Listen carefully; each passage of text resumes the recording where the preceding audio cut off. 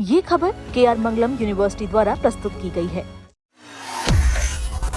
साल 2026 का दूसरा सूर्य ग्रहण कई मायनों में खास माना जा रहा है। इसकी सबसे बड़ी वजह यह है कि ये श्रावण मास के कृष्ण पक्ष की अमावस्या तिथि पर पड़ रहा है। इसी दिन हरियाली अमावस्या भी मनाई जाएगी। इसलिए धार्मिक और ज्योतिषीय दृष्टि से इस ग्रहण को विशेष महत्व दिया जा रहा है।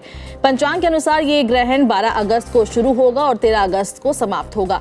ये एक वलयाकार यानी एनुअलर सोलर इक्लिप्स होगा। ज्योतिषीय मान्यता के अनुसार ग्रहण के समय सूर्य कर्क राशि में रहेगा और आश्लेषा नक्षत्र का प्रभाव रहेगा।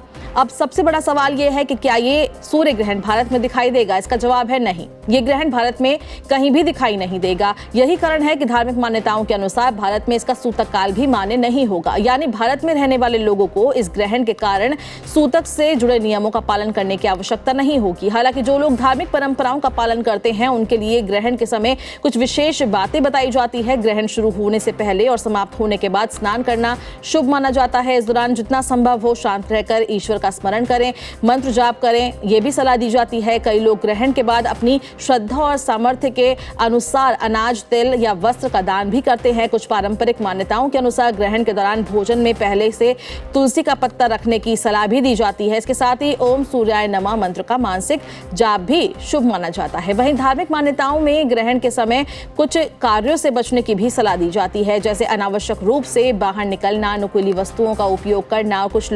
कुछ लोग तेल मालिश, दातून या कंघी करने से भी परहेज करते हैं। ये सभी बातें धार्मिक आस्था और परंपराओं पर आधारित है। ध्यान रहे कि चूंकि ये सूर्य ग्रहण भारत में दिखाई नहीं देगा, इसलिए यहाँ सूतक लागू नहीं होगा और सामान्य दिनचर्या पर इसका कोई धार्मिक प्रतिबंध नहीं माना जाएगा। अगर आप इस ग्रहण से जुड़ी परंपराओं का पालन करना चाहते हैं तो ये पूरी तरह आपकी व्यक्तिगत आस्था का विषय है।